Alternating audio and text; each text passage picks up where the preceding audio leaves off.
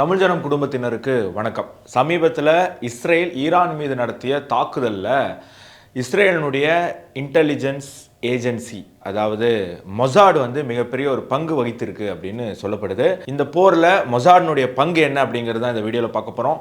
Welcome to beyond headlines. நான் உங்கள் Anand D Prasad. தொடர்ந்து இந்த வீடியோ பார்க்கறதுக்கு முன்னாடி வழக்கமாக நான் சொல்கிறது தான், தமிழ் ஜனம் சேனல் சப்ஸ்கிரைப் பண்ணாமல் நீங்கள் இந்த வீடியோ பார்த்துட்டு இருக்கீங்கன்னா உடனே சப்ஸ்கிரைப் பண்ணுங்கள். இது போன்ற பல தகவல் நிறைந்த சுவாரஸ்யமான காணொளிகள் உங்களுக்காக காத்துக்கிட்டு இருக்கு. இப்போது இஸ்ரேல் மொசாடிடம் ஒப்படைத்த பொறுப்பு இரண்டு தான். என்ன அப்படின்னு சொன்னால், ஈரானுக்குள்ளே போய் அவங்களுடைய ஏர் டிஃபென்ஸ் அண்ட் ரேடாரை டார்கெட் பண்ணணும். ரெண்டாவது, அங்கே இருக்கக்கூடிய மிலிட்ரி ஆஃபீஸர்ஸ்னுடைய லொக்கேஷன்ஸ் அண்ட் மூவ்மெண்ட்ஸை ட்ராக் பண்ணணும் அப்படின்னு. ஸோ மொசாடு அவங்களுடைய ஸ்லீப்பர் செல்ஸ் மூலமாக, ஈரானில் இருக்கக்கூடிய அவங்களுடைய ஸ்லீப்பர் செல்ஸ் மூலமாக இது இரண்டையுமே பண்ணியிருக்காங்க. அது எப்படிங்கிறத நம்ம தொடர்ந்து பார்க்க போகிறோம்.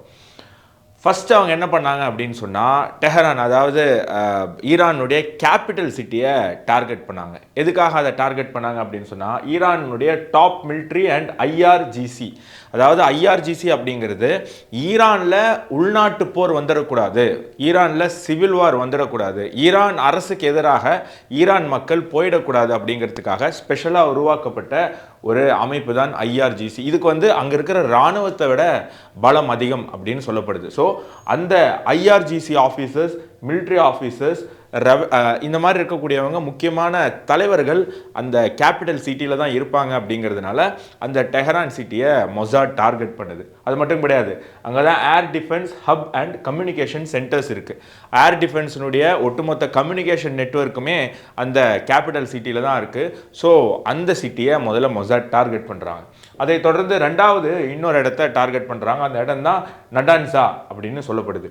அங்கே என்ன இருக்குது அப்படின்னு சொன்னால், அங்கே தான் மேஜர் யுரானியம் என்ரிச்மெண்ட் பிளான்ட் இருக்குது. இந்த அணு ஆயுதத்தை தயார் பண்ணுவதற்கு உரானியம் அப்படிங்கிறது மிக முக்கியமான ஒரு நேச்சுரல் ரிசோர்ஸ். ஸோ அது அந்த இடத்துல தான் ஸ்டாக் பண்ணப்பட்டிருக்கு, அந்த இடத்துல தான் அதற்கான ஒரு கடங்கு இருந்திருக்கு. ஸோ அந்த ஊரையுமே மொசாட் போய் டார்கெட் பண்ணுறாங்க. அதை தொடர்ந்து பார்த்தீங்க அப்படின்னு சொன்னால், கொண்டாப் அப்படிங்கிற இன்னொரு நகரத்தை டார்கெட் பண்ணுறாங்க. காரணம் என்ன? அங்கே தான் water reactor and nuclear research lab இருக்குது. அதாவது ஈரானுடைய அந்த அணு ஆயுதம் செய்யக்கூடிய அந்த திட்டத்தினுடைய ரிசர்ச் லேப் இருக்கக்கூடியது இந்த பகுதியில் தான். அது மட்டும் கிடையாது, அங்கே தான் புளூட்டோனியம் அப்படிங்கிற அந்த நேச்சுரல் ரிசோர்ஸ் ஸ்டோர் பண்ணி வச்சுருக்காங்க. புளூட்டோனியம் தான் ஒரு அணு ஆயுதத்தை இயக்க, அதை செயல்படுத்துவதற்கான ஒரு எரிவாயுவாக, ஃபியூலாக பயன்படுது அப்படின்னு சொல்லப்படுது. ஸோ அதனுடைய ஸ்டோரேஜும் அந்த ஊரில் தான் இருக்குது. அப்படிங்கிறதுனால அந்த நகரத்தையுமே நம்ம மொசாட் டார்கெட் பண்ணுறாங்க. ஸோ அதை தொடர்ந்து கோரம்பாட் அப்படிங்கிற இன்னொரு நகரத்தையுமே டார்கெட் பண்ணுறாங்க. அங்கே தான் ஐஆர்ஜிசியோடைய மிசைல் டிப்போர்ட்ஸ் இருக்குது. ஸோ மிசைல் டிப்போர்ட்ஸ் இருக்குது. ஏன்னா அதை நீங்கள் டார்கெட் பண்ணாதான், ஒருவேளை இஸ்ரேல் டார்கெட் பண்ணி அட்டாக் பண்ணதுக்கப்புறம் ஈரானால் திருப்பி அடிக்க முடியாது. ஸோ அந்த நகரத்தை மிக முக்கியமாக மொசாட் அவங்களுடைய சர்வேலன்ஸ்குள்ளே கொண்டு வராங்க. அதை தொடர்ந்து தப்ரீஸ் அப்படிங்கிற ஒரு நகரத்தையுமே அவங்க அட்டாக் பண்ணுறாங்க. காரணம், அங்கே தான் air base, intelligence monitoring station and drone assembling facilities இருக்குது. ஸோ அவங்களுடைய இன்டர்னல், அதாவது உள்நாட்டு உற்பத்தி, அவங்களுடைய ஆயுதங்களை தயார் பண்ணக்கூடிய ஒரு நகரமாக அது இருக்குது. ஸோ அங்கேயுமே மொசாட் அவங்களுடைய ஸ்லீப்பர் செல்ஸை ஆக்டிவேட் பண்ணி விடுறாங்க. அதுக்கப்புறம் மொசாட் என்ன பண்ணுறாங்க அப்படின்னு சொன்னால், எப்படி உக்ரைன் ரஷ்யாவுக்கு எதிராக ஒரு ட்ரோன் அட்டாக் பண்ணாங்க.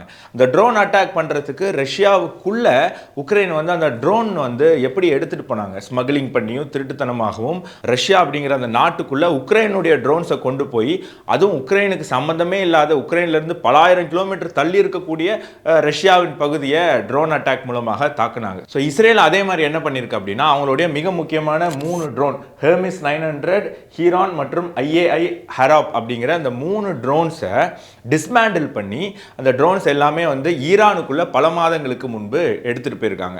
ஸோ பல மாதங்களுக்கு முன்பே திட்டமிட்டு அது உள்ளே எடுத்துகிட்டு போய், நான் முன்னாடி சொன்ன அந்த நகரங்களில் பல பகுதிகளில் அதை பிரித்து கொண்டு போய், ஒவ்வொரு ட்ரோனுடைய ஸ்பெஷாலிட்டி ஒன்று. இதில் நீங்கள் பார்த்தீங்கன்னா, ரெண்டாவது இருக்கக்கூடிய அந்த ஹீரோன் அப்படிங்கிற ட்ரோன் சர்வேலன்ஸ் ட்ரோன். ஸோ அது அங்கே இருக்கக்கூடிய ஈரானியன் லீடர்ஸினுடைய மூவ்மெண்ட்ஸை ட்ராக் பண்ணுறதுக்கு பயன்படுத்தி பயன்படுத்தியிருக்காங்க.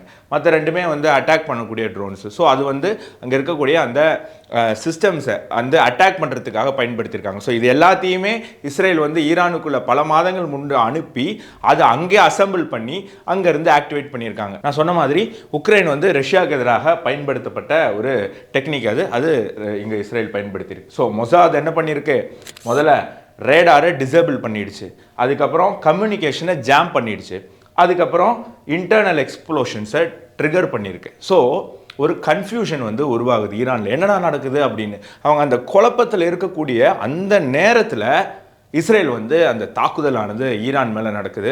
ஈரானுக்கு என்ன பண்ணுறது, எப்படி ரியாக்ட் பண்ணுறதுன்னே தெரியல. கிட்டத்தட்ட இப்போ அந்த தாக்குதல் நடந்து 24 மணி நேரம் ஆக போகுது. ஈரான் வந்து பல ட்ரோன்களை இஸ்ரேலுக்கு அனுப்பியிருக்காங்களே தவிர அதுவும் வழக்கமாக அனுப்பக்கூடிய ட்ரோன்ஸ். ஸோ அந்த ட்ரோன்ஸ் அட்டாக் தவிர ஈரான் வந்து இது வரைக்கும் எந்த விதமான ஒரு தாக்குதலும் இஸ்ரேலுக்கு எதிராக நடத்த முடியலை அப்படிங்கிறது தான் நம்மளால் பார்க்க முடியுது.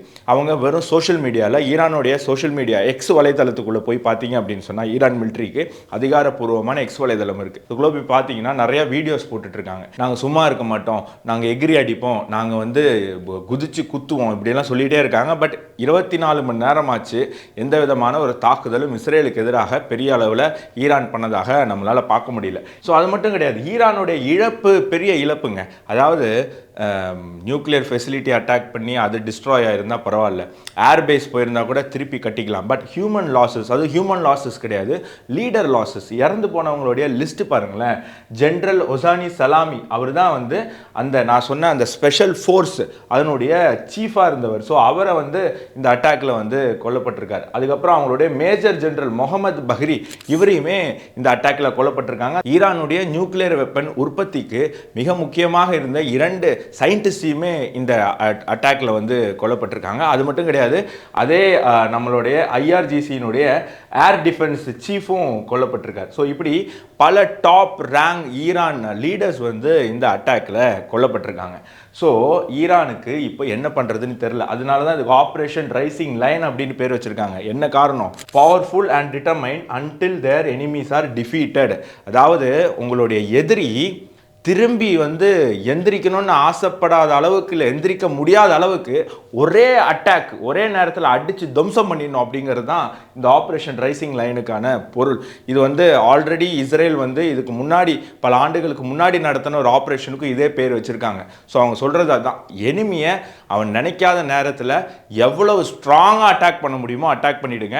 அவனுக்கு வந்து திருப்பி அடிக்கிறதுக்கான நேரமும் அவகாசமும் காலமும் அதற்கான வாய்ப்பும் அவன் அதுக்கான முயற்சியும் எடுக்காத அளவுக்கு அவனை வந்து அட்டாக் பண்ணிடணும் அப்படின்னு சொல்லப்படுது. ஸோ அதனால தான் இந்த அட்டாக்குக்கு ஆப்ரேஷன் ரைசிங் லைன் அப்படின்னு பேர் வச்சுருக்காங்க.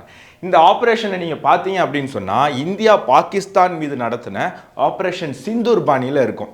இஸ்ரேல் வந்து என்ன பண்ணுவாங்கன்னா சிவிலியன்ஸ் அட்டாக் பண்ணக்கூடாதுன்னு நினைப்பாங்க. பட் சில நேரத்தில் அவங்களுடைய டார்கெட் ரொம்ப முக்கியமாக இருக்கும் அப்படின்னும் போது சிவிலியன்ஸ் இறந்தாலும் பரவாயில்லை அப்படிங்கிற ஒரு டிசிஷன் எடுப்பாங்க. பட் இந்த நேரத்தில் இந்தியா வந்து உலகிற்கு இன்னொரு புதிய ஒரு விஷயத்தை, ஒரு பாடத்தை சொல்லி கொடுத்துருக்கு அப்படின்னு தான் சொல்லணும்.